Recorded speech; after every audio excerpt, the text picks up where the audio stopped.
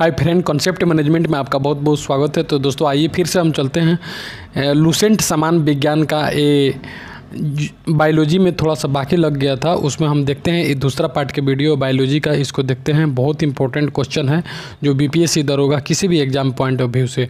चलिए देखते हैं। 438 नंबर प्रश्न है, एक व्यक्ति चावल और केवल आलू से बनी सब्जी का आहार लेता है तो उसके किसकी हीनता से ग्रसित होने की संभावना होती है? तो प्रोटीन एवं वसा की कमी हो जाता है। केवल चावल खाता है और आलू खाता है तो प्रोटीन नहीं मिल पाएगा, वसा भी नहीं मिल पाएगा। निम्नलिखित में से यौगिक के किस समूह को सहायक आहार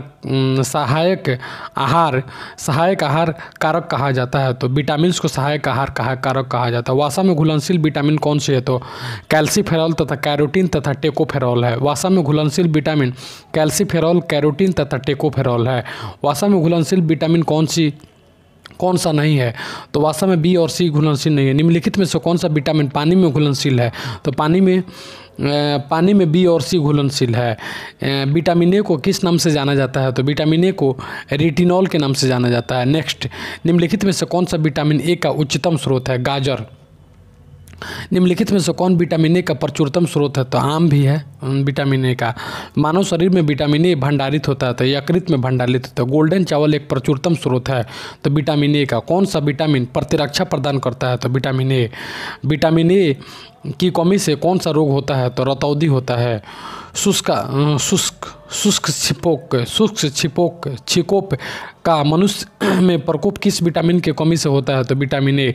विटामिन बी2 का क्या नाम है? तो राइबोफ्लोविन नाम है। निम्नलिखित में से किस विटामिन में नाइट्रोजन होती है? तो विटामिन बी में नाइट्रोजन होती है। नियासिन जो विटामिन बी कॉम्प्लेक्स ग्रुप का एक विटामिन है की कमी से कौन सा रोग होता है? तो नियासिन की कमी से प्लेगरा होता है, प्लेगरा। चलिए आइए इसका दूसरा भाग देखते हैं।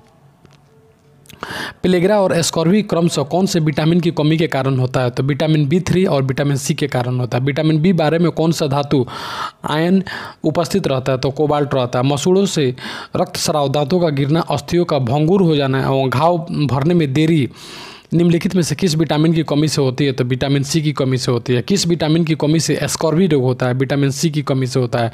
विटामिन सी का सबसे उत्तम स्रोत होता है आंवला होता है। निम्नलिखित में से किस विटामिन को आर्गो कैलोफेरॉल कहते हैं? तो विटामिन D2 को आर्गो कैलोफेरॉल कहते हैं। उसे कोले कैल्सीफेरॉल रासायनिक यौगिक का नाम है। तो विटामिन डी रासायनिक यौगिक का नाम। निम्नलिखित में से कौन सा विटामिन कैल्शियम के अवशेष में सहायक होते हैं? तो विटामिन डी। निम्नलिखित में से किसकी कमी से रिकेट्स होता है? तो विटामिन डी की कमी से रिकेट्स होता है।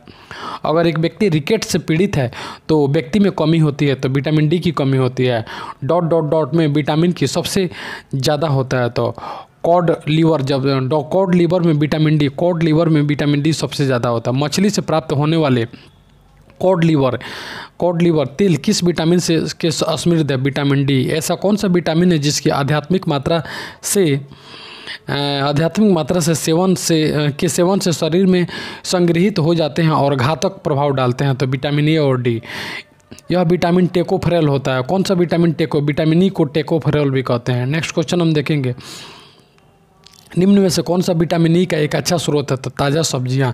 विटामिन ई का महत्वपूर्ण स्रोत निम्नलिखित में से कौन है? तो गेहूं अंकुर तेल होता है। विटामिन की विशिष्ट भूमिका किसके संश्लेषण में है? तो प्रोथ्रोम्बिन।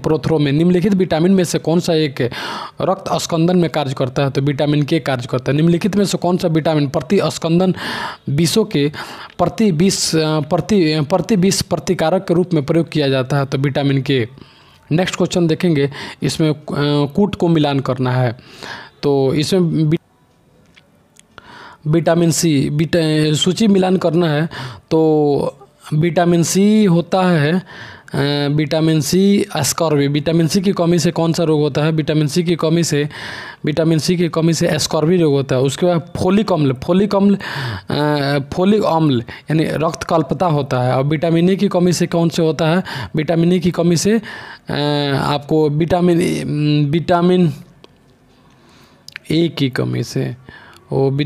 की कमी से बेरी होता है। और विटामिन B1 की कमी से रतौंधी होता है। इसका सी उत्तर होगा। सी की कमी से कौन होता है? तो सी की कमी से स्कर्वी रोग होता है। फोलिक अम्ल की कमी से क्या होता है? तो फोलिक अम्ल की कमी से रक्तकल्पता होता है। तो विटामिन ए की कमी से क्या होता है? तो विटामिन ए की कमी से विटामिन ए की कमी से क्या होता है?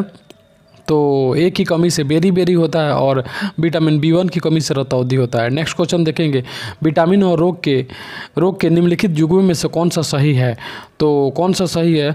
तो 2 और 3 सही है।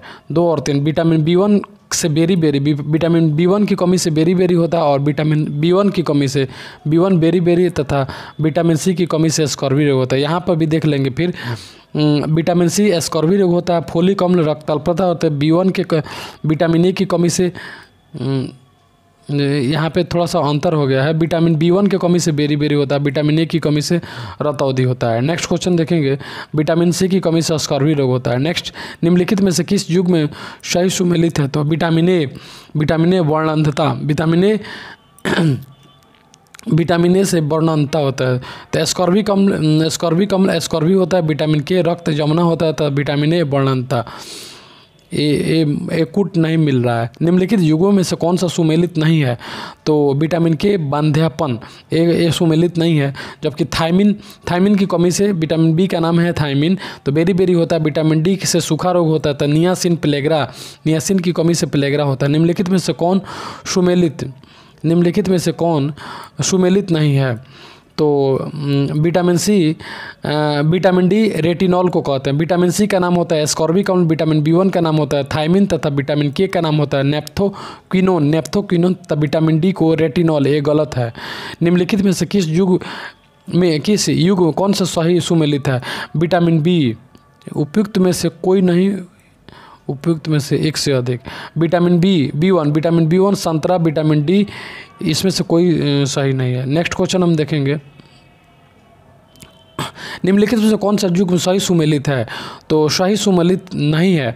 तो टेकोफेरॉल की कमी से रेटिनॉल की कमी से जीरोथैलेमिया रोग होता है और साइनोकोबाल्बिन की कमी से रक्तकल्पता होता था। आर्गोकैलीफेरॉल से रिकेट्स होता है तथा टेकोफेरॉल विटामिन बी की कमी से बेरी। बच्चों में क्वासिकोर रोग किस कारण से होता है? क्वासिकोर आहार में कार्बोहाइड्रेट और वसा की पर्याप्त मात्रा, यानी क्वासरकोर आहार में कार्बोहाइड्रेट और वसा की पर्याप्त मात्रा नहीं मिलता है, इसलिए प्रोटीन की कमी हो जाती है, उससे क्वासरकोर। अस्थि एवं दांत निर्माण हेतु निम्नलिखित में से किसकी आवश्यकता होती है? तो कैल्शियम और फास्फोरस की आवश्यकता होती है। नेक्स्ट, हमारे शरीर में नमक की कितनी मात्रा होती है? तो 0.4% होती है। इसका आहार में लवण का मुख्य उपयोग होता है। भोजन के पाचन के लिए अपेक्षित हाइड्रोक्लोरिक अम्ल लघु मात्रा में पैदा करना। नेक्स्ट, आयोडीन की कमी के कारण कौन सा रोग होता है? तो गडमाला यानी गलकंड होता है, घेगा रोग। गलकंड जिसको गलकंड की कमी से, आयोडीन की कमी से होता है। रक्तकल्पता किसकी वजह से होती है? तो आरबीसी की कमी से होती है। नेक्स्ट, लौह की कमी के कारण कौन सा रोग उत्पन्न होता है? तो रक्तकल्पता। लोहमयता एक रोग है जो श्वास के साथ निम्नलिखित में से क्या अंदर ले जाने में होता है? तो लौह धूल। उसके बाद गर्भवती महिलाओं को विशेषकर पहली तिमाही में उनके आहार में हरे पत्ते वाले सब्जियां पर्याप्त मात्रा में लेने की सलाह क्यों दी जाती है? क्योंकि ये फोलिक अम्ल के प्रचुर स्रोत हैं जो डीएनए संश्लेषण के लिए आवश्यक होते हैं। नेक्स्ट, निम्नलिखित में से कौन सा खाद्य स्रोत लोहे का सर्वोत्तम है? तो सेव में सबसे ज़्यादा लोहा पाया जाता है। नेक्स्ट क्वेश्चन देखेंगे, कैल्शियम की आवश्यकता निम्नलिखित में से किस निर्मित होती है? तो मांसपेशियों का कार्य करने में, खून जमने में तथा हड्डियों को विकास करने में कैल्शियम की आवश्यकता होती है। निम्नलिखित में से कौन सा एक कैल्शियम का अस्मित स्रोत है? तो कैल्शियम सबसे ज़्यादा गाजर में पाया जाता है। नेक्स्ट, निम्नलिखित में से कौन सा जिंक का उच्चतम स्रोत है? तो जिंक उच्चतम स्रोत है तो अष्टभुज का।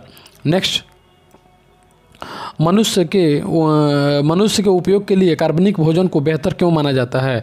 तो इसमें रसायनों और सिंथेटिक कीटनाशकों का प्रयोग किए बिना उपयोग किया जाता है। नेक्स्ट, भोजन से प्राप्त ऊर्जा को कैसे मापा जाता है? तो कैलोरी से मापा जाता है। 1 गिलास पानी पीने से कितनी कैलोरी मिलती है? तो 0 मिलती है। एंजाइम ठीक से काम कर पाए इसके लिए कौन से यौगिक आवश्यक होते हैं? तो विटामिन होते हैं। विकार मूलतः होते हैं तो प्रोटीन होते हैं। भोजन के संबंध में इनमें से कौन सा कथन गलत है?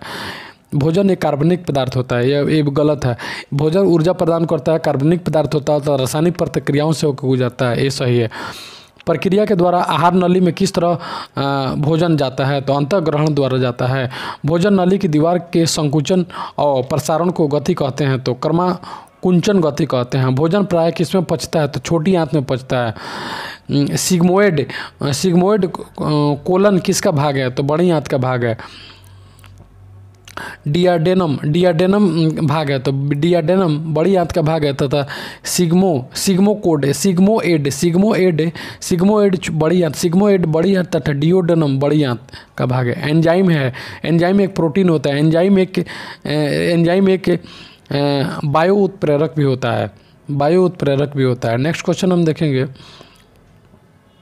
एंजाइम में निम्नलिखित में से एक श्रृंखला में होते हैं, तो अमीनो अम्ल होते हैं। मानव तंत्र में निम्नलिखित में से कौन सा एक पाचक एंजाइम नहीं होता है, तो गैस्ट्रिन नहीं होता है।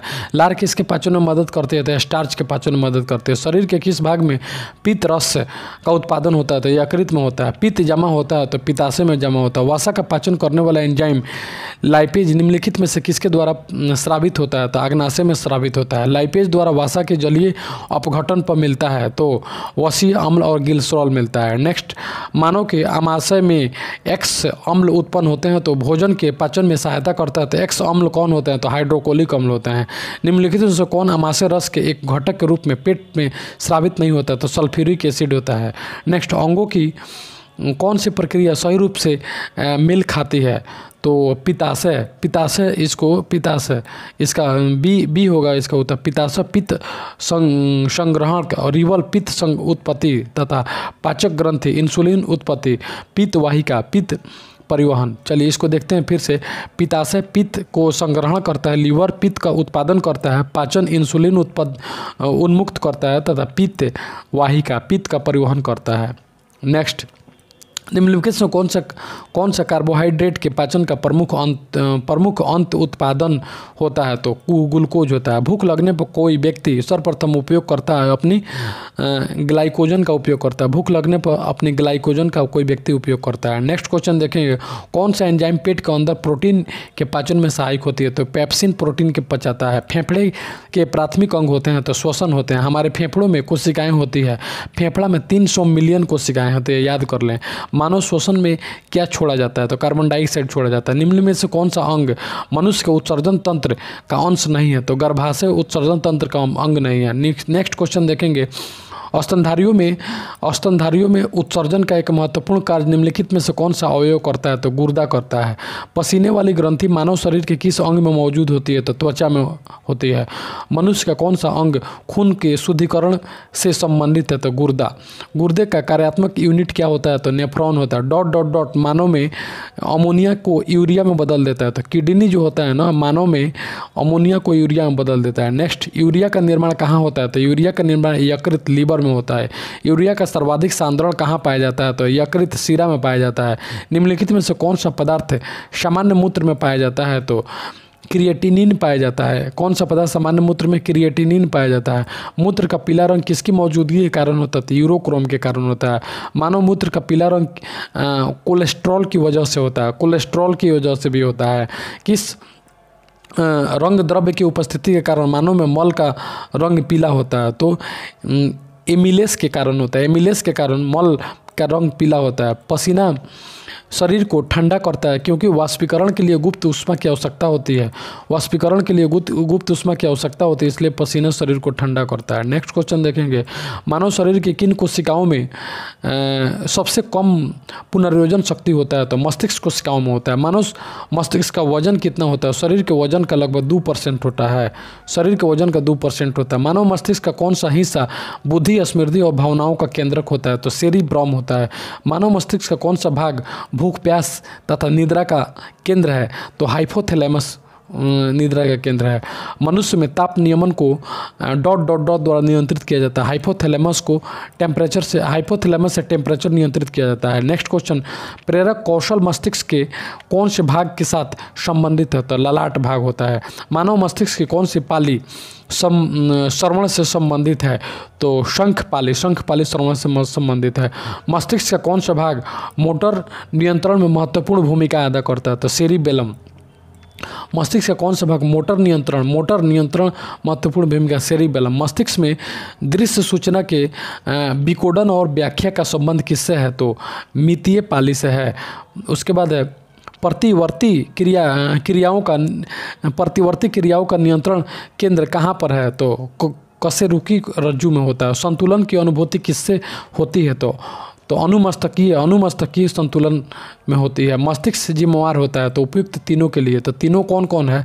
तो मस्तिष्क सोचने के लिए जिम्मेवार होता है, शरीर के संतुलन के लिए जिम्मेवार होता है तथा हृदय गति के नियंत्रण के लिए जिम्मेवार होता है। नेक्स्ट क्वेश्चन देखेंगे, श्वसन का नियंत्रण मस्तिष्क के किस भाग में किया जाता है?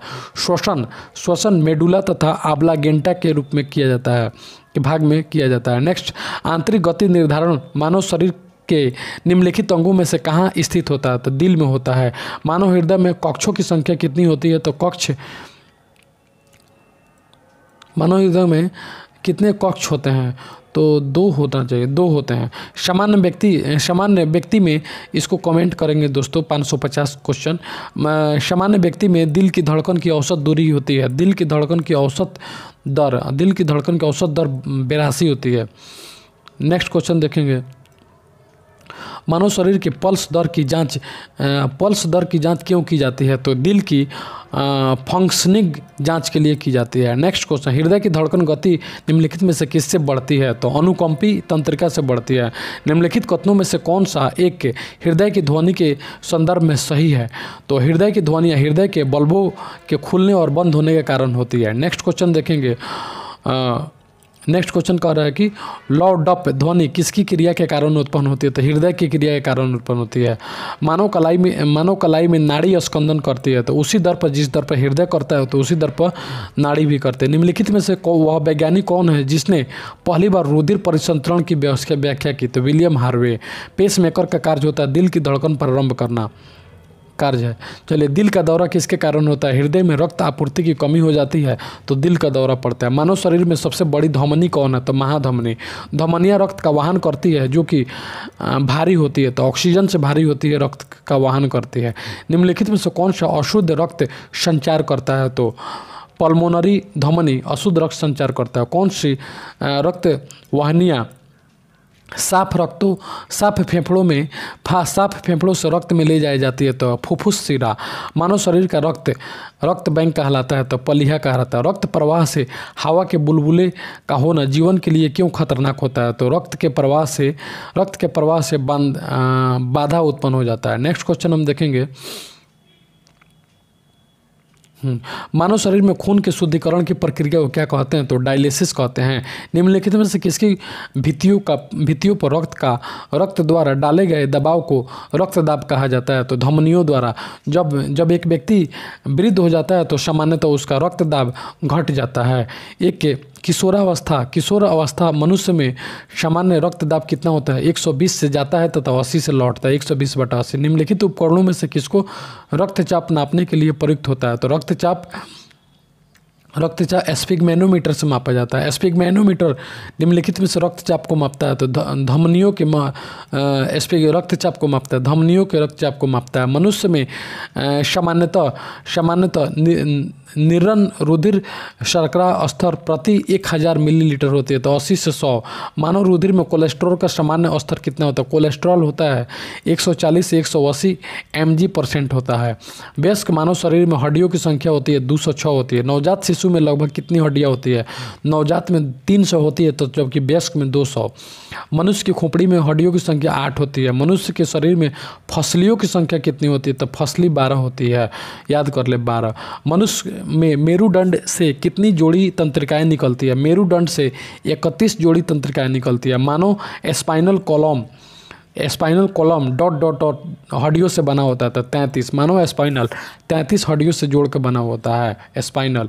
मनुष्य में पुनः स्थापित होने वाले दांतों की संख्या कितनी होती है तो 20 दांत जो टूट के फिर से जमता है। मानव शरीर में सबसे लंबी अस्थि कौन होती है तो फीमर होती है। मानव शरीर में सबसे लंबी और मजबूत अस्थि कौन सी होती है तो उर्वास्थि होती है। मानव शरीर में सबसे छोटी हड्डी कौन सी होती है तो स्टेपिज को सबसे छोटी बोलते हैं। नेक्स्ट क्वेश्चन देखेंगे, मनुष्य के शरीर में पैरों की हड्डियां होती है तो ह्यूमरस तथा उरुग अस्थि। पैरों की हड्डियां हैं तो ह्यूमरस तथा उरुग अस्थि।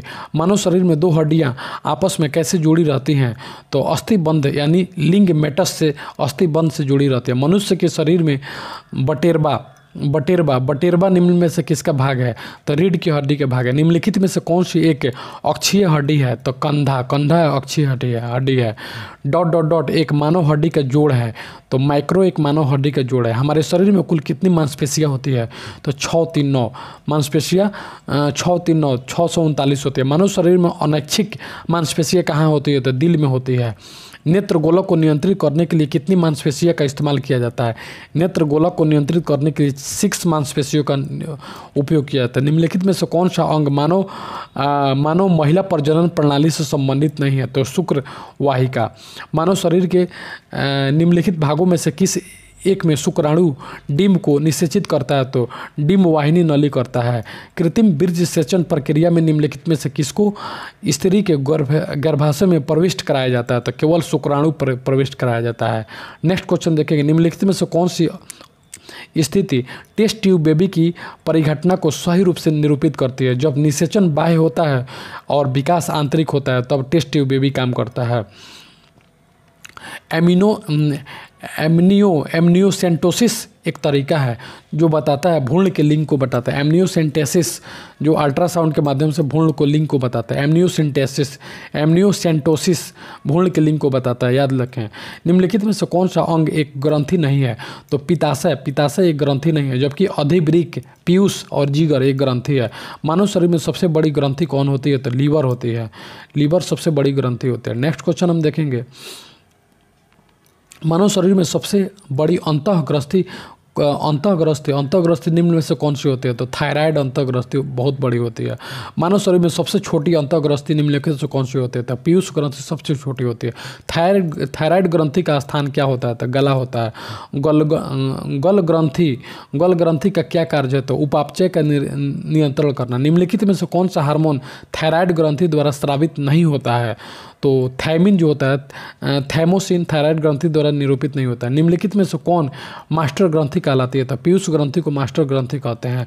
पीयूष ग्रंथि शरीर के किस स्थान पर पाई जाती है तो मस्तिष्क के आधार में होती है पीयूष ग्रंथि। निम्नलिखित में से कौन सा हार्मोन प्यूटरी ग्रंथि द्वारा स्रावित नहीं किया जा सकता तो सेटोटोस्टाटिन स्रावित नहीं किया जा सकता है प्यूटरी ग्रंथि। जबकि क्या स्रावित प्रोलैक्टिन स्रावित किया जा सकता है तो वैसोप्रोसिन स्रावित किया जा सकता है तथा थायराइड उत्तेजक स्रावित किया जा सकता है, जबकि सेटोटोस्टाटिन नहीं स्रावित किया जा सकता है प्यूटरी ग्रंथि से। नेक्स्ट, वृद्धिकर हार्मोन बनाया जाता है तो पीयूष ग्रंथि द्वारा बनाया जाता है। मनुष्य के शरीर की वह ग्रंथि जो एंजाइम और हार्मोन दोनों स्रावित करती है तो अग्नाशय और पाचक ग्रंथि। मानव शरीर के किस अंग में इंसुलिन का स्राव होता है तो अग्नाशय।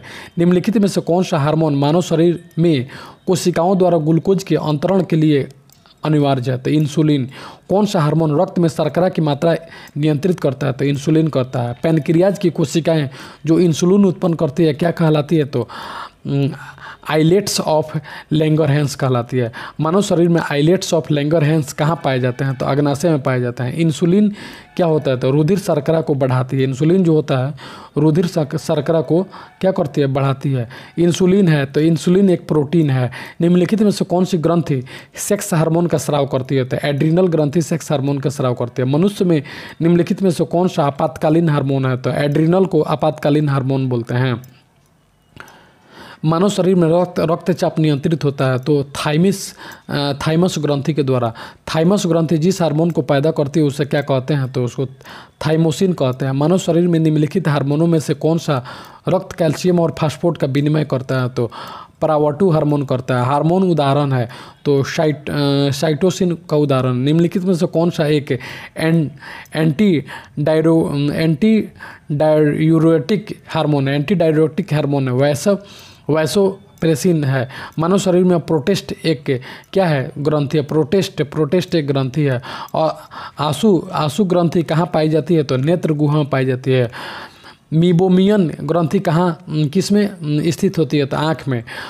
स्तनपायु में श्वेत ग्रंथियाँ मूलतः संबंधित है तो ताप नियमन से संबंधित। निम्नलिखित में से कौन सा मादा हार्मोन है? तो एस्ट्रोजन मादा हार्मोन। निम्नलिखित में से कौन सा हार्मोन स्तन ग्रंथियों से दूध का स्राव होने से भूमिका निभाता है? तो ऑक्सीटोनिस। नेक्स्ट, मनुष्य के नवजात शिशु को स्तन ग्रंथि से निकले स्राव को पिलाया जाता है जिसे कोलेस्ट्रॉल कहते हैं। तो कोलेस्ट्रॉल क्या प्रदान करता है? तो रोग प्रतिरोधक शक्ति देता है कोलेस्ट्रॉल। नेक्स्ट क्वेश्चन देखेंगे, इसमें कूट का मिलान करना है। तो एड्रीनिल क्या होता है? गुस्सा और डर के लिए बनाया गया है एड्रीनल ग्रंथि। यह के मतलब इसे महसूस कराता है। एस्ट्रोजन ग्रंथि महिलाएं में पाई जाती है। इंसुलिन ग्रंथि ग्लूकोज में पाई जाती है। उसके बाद फेरोमोन्स ग्रंथि साथी आकर्षित करना, गंध ग्रहण करना शक्ति के माध्यम से होता है। नेक्स्ट, सही मिलान करें। इसके बाद इसमें है कोलिप के हार्मोन इसे पैराथायराइड कहते हैं। उसके बाद एड्रोस्टेरोन अधिवृक्क ग्लैंड को कहते हैं। प्रोक्टेलिन को पीयूष ग्रंथि बोलते हैं। मेटाटोनिक को पिनियल ग्लैंड बोलते हैं, ग्रंथि बोलते हैं। मानव शरीर का एकमात्र अंग जो पुनः विकसित सृजित हो सकता है तो जिगर। स्टोकी नलिका मानव शरीर के किस भाग में स्थित होती है? तो कान में। मानव के सबसे बड़े अंग कौन सा होता है? तो त्वचा होता है। हमारे शरीर में त्वचा की सतह के नीचे वसा किसके विरुद्ध अवरोधक का कार्य करती है? शरीर से ऊष्मा की हानि का कार्य करती है। नेक्स्ट, मानव शरीर में जल अवशोषक का कार्य होता है तो जल 1 और 3 होता है। एक वृक्कीय नलिका में और तीसरा होता है बृहदांत्र में जल अवशोषण हो सकता है। नेक्स्ट, बर्मीफॉर्म अपेंडिक्स क्या है? बर्मीफॉर्म अपेंडिक्स क्या है? एक अवशेषी अंग होता है। जीवन बचाने के लिए ऊर्जा चाहिए। निम्नलिखित में से किस एक प्रक्रम द्वारा ऊर्जा उत्पन्न होता है? तो उपापचय द्वारा ऊर्जा उत्पन्न होता है। निम्नलिखित में से कौन सा जैव रूपांतरण मानव शरीर को अधिकतम ऊर्जा प्रदान करता है? तो एडीपी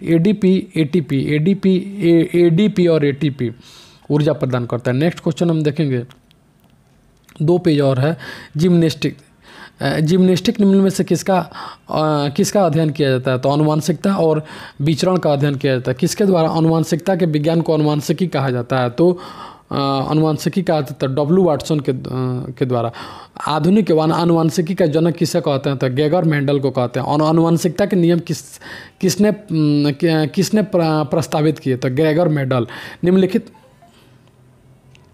निम्नलिखित में से कौन सी एक जीन का गठन करती है? तो पॉलीक्लोटाइटस। जीन शब्द को गढ़ने से संबंध व्यक्ति का नाम बताइए। तो जोहानसन। जीन क्या है? तो एक डीएनए का एक भाग होता है। एक वर्णांध पुरुष एक सामान्य महिला से विवाह करता है तो वर्णांधता के लक्षण उत्पन्न होंगे। तो पुत्रियों के पुत्रों में भी होंगे। उसके जीन के भीतर अनुक्रमांक आधार परिवर्तन करता है तो उत्परिवर्तन उत्पन्न करता है। निम्नलिखित में से कौन सा युग्म वह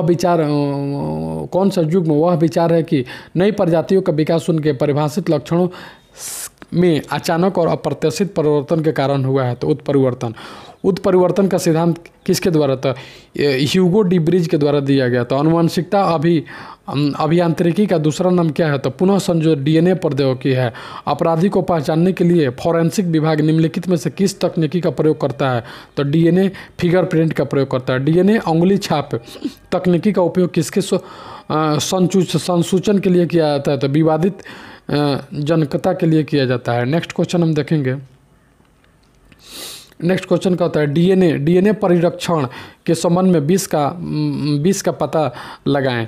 तो पोलियो, डीएनए परिरक्षण में विष का पता पोलियो। विरोधी गुणों का युग्म जो समान विशेषताओं को नियंत्रित करे क्या कहलाता है? तो युग्म विकल्पी कहलाता है, एलील उसको बोलते हैं। निम्नलिखित में से कौन सा एक लक्षण हरे मोटर में मेंडेलीव के 7 विषय लक्षणों का भाग नहीं है? तो चिकना और खुरदरा तना। नेक्स्ट, जैव विकास को सर्वप्रथम किसने दिया? तो लैमार्क ने दिया। जैव विकास के संदर्भ में सांपों के अंग का लेप सांपों के अंगों का लोप होने से स्पष्ट किया जाता है, अंगों का उपयोग और अनुपयोग किए जाने से। नेक्स्ट, विकास का सिद्धांत किसके द्वारा प्रस्तावित किया गया था? तो चार्ल्स डार्विन के द्वारा। जीवों द्वारा जीने के लिए और अधिक वंश वृद्धि के लिए बेहतर और अनुकूल वातावरण बनाने की प्रक्रिया को क्या कहते हैं? तो प्राकृतिक चयन कहते हैं। प्रसिद्ध विकासवादी चार्ल्स डार्विन ने अपने किस पुस्तक में अपने सिद्धांत का प्रतिपादन किया? The origin of species. योग्यता की उत्तरजीविता का प्रतिपादन किया तो डार्विन ने किया। यदि कोई मानवीय रोग विश्व के बृहद क्षेत्र में फैलता है तो उसे क्या कहते हैं? तो एपिडेमिक कहते हैं, महामारी कहते हैं। एक व्यक्ति से दूसरे व्यक्ति तक रोगों को संचारित करने वाले जीव को क्या कहते हैं? तो वेक्टर कहते हैं। निम्नलिखित में से कौन सा मनुष्य का विषाणु जनित रोग नहीं है? तो रिंडरपेस्ट नहीं है, जबकि इन्फ्लुएंजा है, डेंगू है, एड्स है और रिंडरपेस्ट नहीं है। निम्नलिखित में से कौन से रोग का कारक जीवाणु नहीं होता है? तो एड्स जीवाणु नहीं होता है। निम्नलिखित रोगों में से कौन सा जीवाणु जनित है? तो यक्षमा जीवाणु जनित है। नेक्स्ट क्वेश्चन हम देखेंगे 24 नंबर। निम्नलिखित में से किस युग्म की बीमारियों का कारण विषाणु होता है? तो पोलियो और बर्ड फ्लू। उसका मियादी ज्वर किस कारण होता है? तो जीवाणु के कारण होता है। किस प्रकार का रोगजनक जल जनित टाइफाइड बुखार का कारण होता है? तो बैक्टीरियल होता है।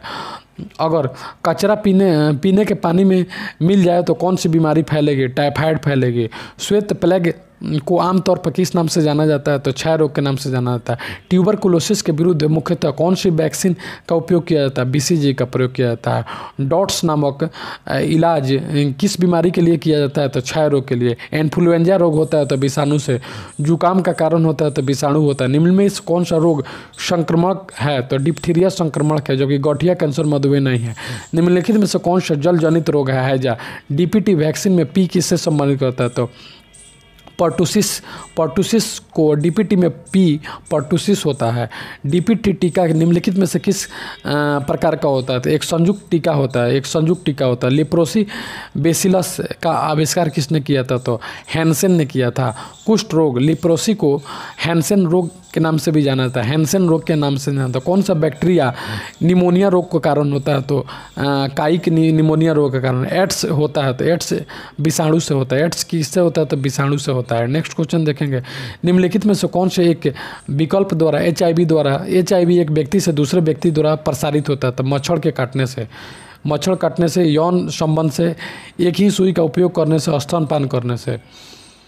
तो HIV एक दूसरे से तो नहीं होता है, तो मच्छर के काटने से नहीं होता है। निगेटिव पूछ रहा है। तो एड्स का कारण ह्यूमन इम्यूनोडेफिशिएंसी वायरस HIV। सामान्यतः HIV संक्रमण का परागमन किसके माध्यम से होता है? तो दूषित रक्त और उत्पादों के संरक्षण से। एड्स का विषाणु किसकी वृद्धि को प्रभावित करता है? तो हेमोग्लोबिन को प्रभावित करता है। HIV विषाणु किस व्यक्ति की रोधक क्षमता किस प्रकार कमजोर करता है? तो लसिका गुणों को नष्ट करता है। एड्स विषाणु के लिए सबसे ज़्यादा आजमाई गई दवा होता है तो जिडोबुडिन है, जिसको AZT बोलते हैं। पश्चिमी ब्लाट के लिए नैतिक परीक्षण होता है तो HIV होता है। एलिसा जांच किस रोग की पहचान करती है? तो एड्स के। पोलियो किस कारण होता है? तो विषाणु के कारण होता है। पोलियो के टीके की खोज किसने की? तो जॉन सॉल्क ने की थी। भारत को किस वर्ष में विश्व स्वास्थ्य संगठन WTO द्वारा पोलियोग्रस्त देशों की सूची से निकाल दिया गया? 2012 में ही इसको निकाल दिया गया। हड्डी तोड़ ज्वर को सामान्यतः क्या कहते हैं? तो डेंगू बोलते हैं। डेंगू बुखार एक मच्छर जनित उष्णकटिबंधीय रोग है जो डेंगू विषाणु से होता है तो ब्रेक बोन फीचर द्वारा होता है। डेंगू बुखार में मानव शरीर में किसकी कमी हो जाती है? तो प्लेटलेट्स की कमी हो जाती है। पीला बुखार यानी पित्त ज्वर मुख्य रूप से इंसानों के बीच किस में फैलता है? तो मादा मच्छर के काटने से फैलता है। डेंगू बुखार किस रोगवाहक द्वारा संचारित होता है? तो एजिप्टी के द्वारा होता है। नेक्स्ट क्वेश्चन हम देखेंगे, ये लास्ट पेज है मेरा। पीलिया किसके संक्रमण के कारण होता है? यकृत के संक्रमण। पीलिया रोग से रुधिर में पीलिया रोग से रुधिर में निम्न को मात्रा बढ़ जाती है। तो बिली हेपेटाइटिस मानव के किस अंग को प्रभावित करता है? जिगर को। किस प्रकार का रोगजनक जल जनित रोग हेपेटाइटिस ए का कारण होता है? तो वायरस होता है। हेपेटाइटिस बी निम्नलिखित में से किसके कारण होने वाला संक्रामक रोग है जो यकृत को प्रभावित करता है? तो वायरस के कारण। मेनिंजाइटिस रोग किसको प्रभावित करता है? तो मस्तिष्क को। एडवर्ड जेनर निम्नलिखित में से किस रोग से जुड़े हुए हैं? तो एडवर्ड जेनर चेचक के टीके का खोज किए थे। चेचक होने का कारण क्या होता है? तो वेरिओला वायरस होता है। वेरिओला वायरस होता है। किस रोग का पूरी तरह उन्मूलन कर दिया गया? चेचक को। खसरा रोग का कारण होता है तो विषाणु। निम्नलिखित में से कौन सा जानवर का एक तीव्र वायरल रोग जो मनुष्य में एक के संक्रमित जानवर के काटने से होता है? तो रेबीज होता है। H1N1 किसके द्वारा होता है? तो विषाणु के द्वारा होता है। निम्नलिखित में से कौन सा वर्ल्ड फ्लू वायरस है जिसे एवियन फ्लू वायरस भी कहा जाता है? तो H5N1 को कहते हैं। जापानी इंसेफ्लाइटिस के कारण होता है विषाणु होता है। जिंक वायरस किसके द्वारा मनुष्य में संचारित होता है? तो मच्छर के द्वारा। न्यूरोलॉजिकल जन्मगत विकारों के कारण रूप में ज्ञात जीका वायरस किसके द्वारा फैलता है? तो मच्छर के काटने से फैलता है। नेक्स्ट क्वेश्चन हम देखेंगे, जीका वायरस का वाहक कौन सा मच्छर होता है? तो एडिस होता है। जीका वायरस मानव शरीर के किस भाग को ग्रसित करता है? तो दिमाग को। भ्रूण के मस्तिष्क को नुकसान पहुंचाने वाले जीका वायरस वहन करता है मच्छर को। इबोला शब्द किससे? इबोला पश्चिमी अफ्रीका में एक विषाणु रोग प्रकोप होता है। तो एथलीट फुट नामक बीमारी किससे उत्पन्न होती है? तो कवक से। कौन सा रोग कवक के कारण होता है? त्वचा का प्रदान। रिंग वर्म नामक बीमारी किसके कारण होती है? तो कवक के द्वारा। दांत की बीमारी निम्नलिखित में से किस प्रकार की होती है? तो फंगस के द्वारा। निम्नलिखित में से किसकी उच्च स्तर में उपस्थिति में मधुमेह होता है? तो ग्लूकोज की। शरीर के किस अंग की खराबी से मधुमेह रोग का प्रकोप होता है? तो अग्नाशय। निम्नलिखित में से मधुमेह से पीड़ित व्यक्ति की जरूरत होती है इंसुलिन। मधुमेह के उपचार हेतु प्रयुक्त हार्मोन इंसुलिन का आविष्कार किसने किया था? तो एफडी बेंटिंग ने किया था।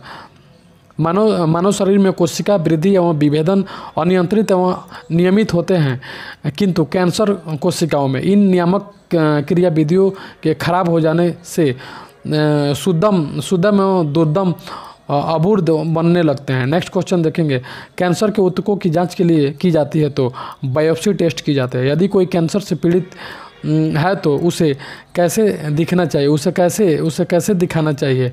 तो अबूर्द विशेषज्ञ से दिखाना चाहिए। अबूर्द विशेषज्ञ से। कौन से रोग के उपचार में डायलिसिस किया जाता है? तो गुर्दे की खराबी में।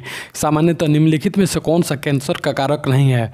तो ट्रांसमिशन कैंसर का कारक नहीं है। पर्यावरणीय कारक और अनुवांशिक संशोधन, अनुवांशिक उत्परिवर्तन ये सब कारण है और ट्रांसमिशन कारण नहीं है। कैंसर के उपचार में निम्नलिखित में से किसका प्रयोग किया जाता है? तो कीमोथेरेपी का प्रयोग किया जाता है। कीमोथेरेपी किस रोग के उपचार के लिए दी जाती है? तो कैंसर के उपचार के लिए दी जाती है। सामान्यतः रक्त कैंसर के रूप में निम्नलिखित में से किसे वर्गीकृत नहीं किया जा सकता है? तो कार्सिनोमा को वर्गीकृत नहीं किया जा सकता। ब्लड कैंसर को आमतौर पर इस नाम से जाना जाता है, ल्यूकेमिया के नाम से जाना जाता है। ल्यूकेमिया एक प्रकार का कैंसर है जिसे असाधारण बढ़ोतरी होती है, तो श्वेत रक्त कोशिकाओं की बढ़ोतरी होती है। नेक्स्ट, निम्नलिखित में से किसका उपयोग रक्त कैंसर के उपचार में किया जाता है? तो कोबाल्ट 16 का प्रयोग किया जाता है। ल्यूकेमिया एक प्रकार का मानव रोग है जो कि सफ़ेद रक्त कोशिकाओं का कैंसर है। रक्त में आरबीसी के बढ़ने से कौन सी स्थिति बन जाती है? तो आरबीसी के बढ़ने से पॉलीसाइमेथिया स्थिति बन जाती है। मलेरिया संबंधित है तो ज्वर से संबंधित है। एनोफिजिल मच्छर कौन है वेक्टर वाहन करते हैं? जो वेक्टर वाहन करते हैं तो मलेरिया और फाइलेरिया। नेक्स्ट, मलेरिया परजीवी की निम्नलिखित में से कौन सी अवस्था संक्रामक है? तो सोपोरोजो आइट। निद्रालु व्याधि रोग की वाहक है तो सीसी मक्खी है। कालाजार का संचार किससे होता है? तो सिकता मक्खी से होता है। नेक्स्ट क्वेश्चन हम देखेंगे, नेक्स्ट क्वेश्चन कर रहा है कालाजार का वाहक कौन होता है? तो सिकता मक्खी होता है। निम्नलिखित में से कौन सी धातु इटाई इटाई रोग उत्पन्न करती है? तो कैडमियन करती है। गोलकोंड का बढ़ना मुख्यतः किसकी कमी के कारण होता है? तो आयोडीन की कमी से होता है। घेगा रोग, घेगा नामक रोग किसकी कमी से के कारण होता है? तो आयोडीन की कमी से होता है। शरीर के अंदर लोहे की कमी से उत्पन्न होने वाला रोग होता है तो रक्तहीनता। उसका मिनी माता रोग किसके कारण किसके द्वारा पानी के प्रदूषण से फैलता है? तो पारद। सीमेंट फैक्ट्री के मजदूरों को क्या होने की संभावना रहती है? तो साइटोसिलोकिस श्वेत फुफ्फुस रोग पाया जाता है। कागज उद्योग के कर्मचारियों में पाया जाता है। निकट दृष्टि दोष का संबंध किससे है? तो आँख से है। उसके बाद में प्रयत्मल किससे राहत दिलाने वाले औषधि में पाया जाता है? तो पेट दर्द। थैलेमीसिया एक अनुवांशिक रोग है जिससे प्रभावित होता है तो रक्त। निम्नलिखित में से कौन सी एक व्याधि अनुवांशिक है? तो हीमोफीलिया है। रक्त अधिरक्त स्राव है तो एक अनुवांशिक विकार है। निम्नलिखित में से हीमोफीलिया का लक्षण होता है तो रक्त का थक्का जमना। आमतौर पर वर्णांधता क्या होता है? तो एक अनुवांशिक प्रकृति होता है। नेक्स्ट क्वेश्चन देखेंगे वर्णांध व्यक्ति किन रंगों में भेद नहीं कर सकता है? तो लाल और हरा में भेद नहीं कर सकता है। नेक्स्ट मनुष्य में एफ्लाटॉन्किस खाद्य विषाक्त द्वारा सामान्यतः कौन सा अंग प्रभावित होता है? तो यकृत होता है। निम्नलिखित में से कौन सा पथरी के गठन का कारण नहीं है? तो अधिक पानी पीना। शरीर में कैल्शियम ऑक्जेलेट की बहुत ज़्यादा मात्रा का क्या कारण होता था? पथरी होता है। गाइनेकोमेस्टिया क्या होता है? तो पुरुषों के स्तन का विकास होता है। गाइनेकोमेस्टिया क्या होता है? तो पुरुषों के स्तन का विकास। निम्नलिखित में से क्या अलिंग सूत्रीय अवस्था है? तो अल्जाइमर रोग है। झिल्लीदार गर्दन किसका अभिलक्षण है? तो टर्नर संरक्षण का अभिलक्षण है। ऑस्टियोपोरोसिस किस रोग से संबंधित है? तो हड्डी रोग से। ऑस्टियोपोरोसिस हड्डी रोग से संबंधित है। जब मानव शरीर का तापमान सामान्य शारीरिक तापमान से लगभग 2.35 फ़ारेनहाइट से कम हो जाता है तो इस स्थिति को क्या कहा जाता है? तो हाइपोथर्मिया कहते हैं। नेक्स्ट जब मानव शरीर के टेम्परेचर में शरीर के सामान्य तापमान से लगभग 8 डिग्री 5.4-8 डिग्री की कमी होती है तो इस स्थिति को क्या कहते हैं? तो हाइपरपाइलेसिया कहते हैं। हाइपरपाइलेसिया। उसके बाद लेक्टोपायरोसिस एक रोग है जो निम्नलिखित में से किससे होता है? तो इनमें से किसी के नहीं द्वारा होता है। लेक्टोपायरोसिस किसी के विषाणु से भी नहीं होता, कवक से भी नहीं होता, प्रोटोजुआ से भी नहीं होता है। मसूड़ों से रक्त स्राव को निम्न में से कौन रोकता है? तो स्कॉर्बिक अम्ल रोकता है। निम्नलिखित में से कौन सा है स्कॉर्बिक रोग के इलाज में उपयुक्त है? तो आंवला है। निम्नलिखित में से कौन सा रोग आमतौर पर पिस्सू द्वारा फैलता है? तो सन्निपात होता है। प्रोटीन ऊर्जा कुपोषण का परिणाम है तो मरासमस है। मदा क्यूलेक्स मच्छर निम्नलिखित में से किस रोग की वाहक है? तो फाइलेरिया वाहक है। नेक्स्ट क्वेश्चन हम देखेंगे दांत के एनेमल का कुर्वरण किस कारण होता है? तो पानी में उच्च मात्रा में फ्लोराइड के कारण होता है। नेक्स्ट निम्नलिखित में से कौन सा एक स्वस्थ समस्या फ्लोराइड की कमी के कारण होता है? तो दांत का क्षरण होता है। सिरोसिस रोग किस अंग को प्रभावित करता है? तो जिगर को प्रभावित करता है। सफ़ेद दाग का इलाज निम्नलिखित में से किस हर्बल द्वारा किया जा सकता है? तो ल्यूकोसिस के द्वारा किया जाता है। मोतियाबिंद के इलाज के लिए किस दवा का प्रयोग किया जाता है? तो लेटनोप्रोस्ट का उपयोग किया जाता है। कौन सी बीमारी दिल से संबंधित है? डिप्थीरिया संबंधित है। ... रोग मुख्यतः व्यावसायिक स्वास्थ्य खतरों के कारण होता है तो सिलिकोसिस के चलते होता है। मानव में बैक्टीरिया के संक्रमण का सबसे आम इलाज क्या होता है? तो एंटीबायोटिक्स होता है। सेलस में झिल्ली की सृजन को क्या कहा जाता है? तो ब्रोंकाइटिस कहते हैं। सेलस में झिल्ली की सृजन को ब्रोंकाइटिस कहते हैं। मिलियोडिसिस क्या होता है? तो संक्रामक रोग होता है। पादप विज्ञान में किसका अध्ययन किया जाता है? तो पौधों का। कोशिका के अध्ययन को क्या कहते हैं? तो साइटोलॉजी कहते हैं। कवक विज्ञान को क्या कहते हैं? तो कुकुरमुत्ता का अध्ययन को कवक विज्ञान कहते हैं। एक्सोबायोलॉजी किससे संबंधित है? तो बाह्य अंतरिक्ष में जीवन से संबंधित है। विज्ञान की एक शाखा जो जीवन या पृथ्वी से परे मौजूद जीवन की संभावना से संबंधित है उसको क्या कहते हैं? तो उसको एक्सोबायोलॉजी कहते हैं। उसको एक्सोबायोलॉजी कहते हैं। नेक्स्ट, प्राचीन काल के जानवरों, पौधे एवं अन्य जीवों के संरक्षित अवशेष या चिन्हों के अध्ययन का विज्ञान को क्या कहते हैं? तो पैलियोंटोलॉजी कहते हैं। नेक्स्ट, जीवधारियों के वर्गीकरण के अध्ययन को क्या कहा जाता है? तो टैक्सोनॉमी कहते हैं।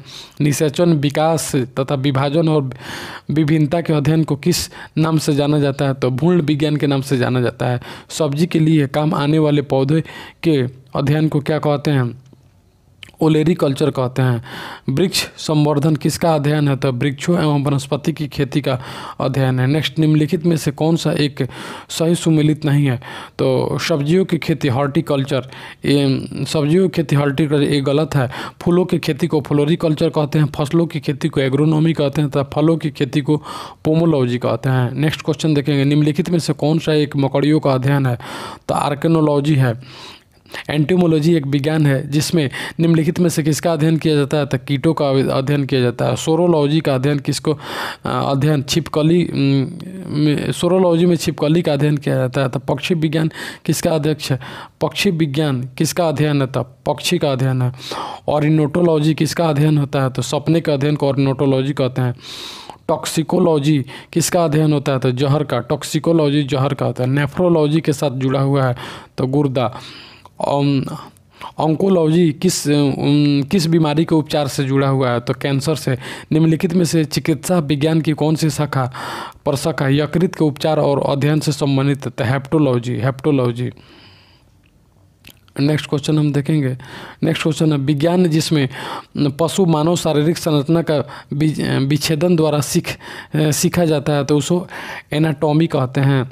उसके बाद पीडियाट्रिक्स निम्नलिखित में से किसके अध्ययन से संबंधित है? तो शिशु रोग से संबंधित है। निम्नलिखित में से कौन सा मनुष्य का अध्ययन होता है? तो एंथ्रोपोलॉजी होता है। निम्नलिखित दस्तावेज है जो एक मानव विज्ञानी संस्कृति के चित्रण दर्शाते अनुसंधान से तैयार होता है तो एंथोग्राफी होता है। मानव जाति की बेहतरी के लिए अनुवांशिक नियमों का अनुप्रयोग करने का संबंध किससे है? तो सुजनिकी से है। निम्नलिखित में से शरीर विज्ञान और चिकित्सा को वह कौन सी शाखा है जो पुरुषों के विशिष्ट रोगों एवं अस्थियों से संबंधित है? तो एंड्रोलॉजी है। शरीर का आंतरिक अंगों का परीक्षण किस उपकरण द्वारा किया जाता है? तो एंडोस्कोप द्वारा किया जाता है। उसके बाद राइनोस्कोप की जांच करने का उपकरण है तो नाक है। राइनोस्कोप से नाक जांच किया जाता है। डॉट का प्रयोग निम्नलिखित प्रयोग चिकित्सा रोगियों की जांच में करते हैं तो स्टेथोस्कोप की जांच के लिए करते हैं। प्रथम मानव हृदय का प्रत्यारोपण किस वर्ष हुआ था? 1967 में। हृदय का प्रत्यारोपण मानव हृदय 1967 में होता है। हृदय का पहला प्रतिस्थापन किसके द्वारा किया गया? डॉक्टर क्रिश्चियन बर्नार्ड के द्वारा किया गया। प्रथम एंटीबायोटिक की खोज किसने की थी? तो ए फ्लेमिंग ने की थी। ए फ्लेमिंग ने। पेनिसिलिन की खोज किसने की थी? अलेक्जेंडर फ्लेमिंग ने की थी। इसके बाद हम देखेंगे किसकी खोज के कारण वैक्समैन को नोबेल पुरस्कार दिया गया? तो स्ट्रेप्टोमाइसिन की खोज के कारण वैक्समैन को नोबेल पुरस्कार दिया गया। होम्योपैथी के संस्थापक कौन हैं? तो हाइनेमैन है होम्योपैथी के संस्थापक। किसने होम्योपैथी सिद्धांत प्रस्तुत किया था? तो सैमुअल हाइनेमैन। नेक्स्ट क्वेश्चन हम देखेंगे, जीवन की रासायनिक संश्लेषण से उत्पत्ति को प्रयोगशाला में किसके द्वारा सिद्ध किया जाता है? तो मिलर के द्वारा। प्रतिरक्षण तकनीकी का विकास किसने किया था? तो रॉबर्ट कोच ने किया था। टीका जिसको वैक्सीनेशन का आविष्कार किसने किया था? एडवर्ड जेनर ने किया था। लुई पास्चर ने किसकी खोज की थी? तो रेबिंज टीका की खोज की थी। चेचक के लिए टीका किसने प्रदान किया था? तो एडवर्ड जेनर ने प्रदान किया था। ओरल पोलियो वैक्सीन के द्वारा विकसित हुई थी तो अल्बर्ट साबिन। नेक्स्ट क्वेश्चन हम देखेंगे। उसके बाद पोलियो वैक्सीन की खोज किसके द्वारा किया गया था? जॉन सॉल्क के द्वारा। रक्त समूह की खोज किसने की? लैंड स्टिनर ने की थी। इंसुलिन की खोज के लिए किसको नोबेल पुरस्कार से सम्मानित किया गया? तो फ्रेडरिक बेंटिंग को सम्मानित किया गया। सुश्रुत को डॉट डॉट के रूप में जाना जाता है। भारतीय शल्य चिकित्सा के जनक के रूप में जाना जाता है। सर जगदीश चंद्र बोस द्वारा पौधे में वृद्धि का मापने हेतु निम्नलिखित उपकरण का प्रयोग किया जाता है। तो केस्कोग्राफ का प्रयोग किया जाता है। तो दोस्तों यहीं पे मेरा जीव विज्ञान का भी टॉपिक ख़त्म हुआ। आइए हम चलते हैं फिर अब दूसरे टॉपिक में। तब तक के लिए थैंक यू सो मच।